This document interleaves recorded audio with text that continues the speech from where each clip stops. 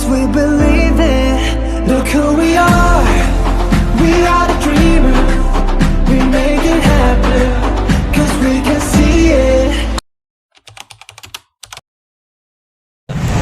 Oke juragan, ini kalternya udah kita turunkan. Ini tadi awalnya mau perbaikan bocor oli di bagian kalter sama housing filter oli. Nah ini kan bocor-bocor nih. Cuman pas kita turunkan itu pas kelihatan kalau mesin ini olinya itu udah mengendap atau terjadi endapan oli atau yang namanya oil sludge nih. Nih endapan olinya nih. Nah kita lihat bagian atasnya. Nah ini bagian bantalan duduk atau ke kerkas.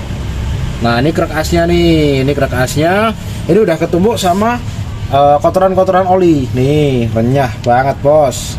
Nih. Nah untuk penyebabnya apa? Juragan bisa searching deh di Google penyebab oil sludge atau endapan oli itu udah sebenarnya ada banyak penyebabnya, mulai dari nggak rutin ganti oli atau kualitas oli yang digunakan kurang bagus atau nggak full sintetik gitu. Nah ngomong-ngomong soal endapan oli, di sini ada contoh nih. Ini contoh kalau semisal endapan oli berakibat buruk. Karena apa? Yang pertama di sini kita bisa lihat nih, ini filter oli, ini juga filter oli. Ada dua filter oli sebenarnya. Ini filter oli kasar atau namanya strainer. Ini filter oli yang halus, yang biasa kita ganti 10.000 km. Kalaupun yang halus sudah diganti, tapi yang kasar mampet seperti ini, nah nih mampet seperti ini nih, sama aja olinya juga nggak bakalan sirkulasi. Akhirnya apa? Lama kelamaan nanti dalaman mesinnya bisa aus karena sirkulasi olinya nggak lancar. Wah nih, wah, nih olinya keraknya membandel nih. Nih gitu. Jadi ini berikut gambaran untuk bocor untuk oli sludge gitu. Kenapa sih oli sludge itu mesti menyebabkan mesin hancur? Karena ini olinya nggak bisa sirkulasi nih. Di sini strainer kasarnya ini ketutup.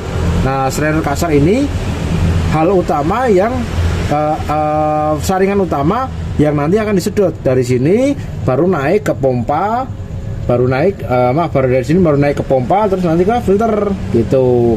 Tergantung yang buat mesin nanti alirannya kayak gimana gitu juragan. Nah, ada yang dari sini ke filter, ada yang dari sini ke pompa dulu gitu. Oke juragan, jadi misal ada pertanyaan bagusnya gimana untuk oli untuk mesin yang terlanjur seperti ini atau terlanjur oil sludge seperti ini. Bagusnya emang dibongkar, overhaul mesin. Part yang perlu diganti antara lain biasanya pertama metal itu ada metal jalan, metal duduk, sama metal samping, itu part komponen utama. Terus nanti dicek pompa olinya gimana. Nah hal-hal lain itu yang perlu dilakukan penggantian itu seperti packing head, terus seal decklap, seal tuh ada seal decklap, ada seal kerkas depan, ada seal kerkas belakang, sama seal klep. Nah part-part seperti itulah part-part dalaman mesin yang harus dicek secara sempurna. Untuk piston sama ring shaker nanti kita ukurkan dulu, itu perlu dilakukan penggantian apa enggak, udah aus atau belum. Biasanya jika seperti ini dibiarkan lama-kelamaan akan timbul suara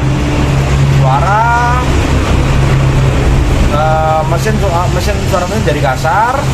Terus setelah itu jika dibiarkan lagi maka mesinnya akan jebol. Untuk jebolnya seperti apa, entah itu metalnya ngelutung atau cekernya baret, ngebul, itu banyak variasinya jebolnya itu gitu. Jadi hal-hal utama penyebab mesin jebol itu salah satunya ini tadi, oil sludge atau endapan oli gitu. Jadi mesinnya nggak punya darah nih. Oli kan seperti darah di tubuh kita, darahnya sirkulasinya nggak lancar, akhirnya dia stroke, kejang-kejang mati dah dia. Oke, ini seal yang baru. Ini seal yang baru ya. Ini seal yang baru. Nah, sealnya itu harusnya seperti ini. Ini buat tes saja. Ini masih lentur, bisa dipasang Mas Udin. Nah, tempatnya di situ, juragan. Ini kita ganti. Ini tentunya nanti dibersihkan terlebih dahulu. Bersihkan filternya, ini diganti filter halusnya. Oke.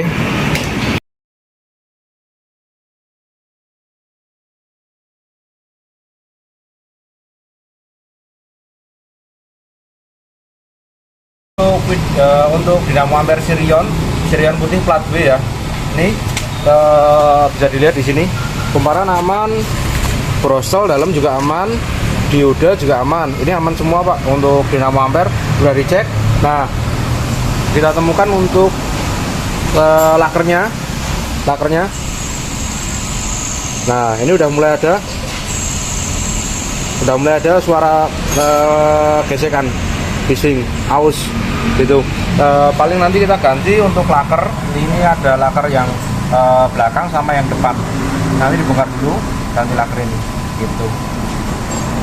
Itu Pak untuk dinamo ampernya.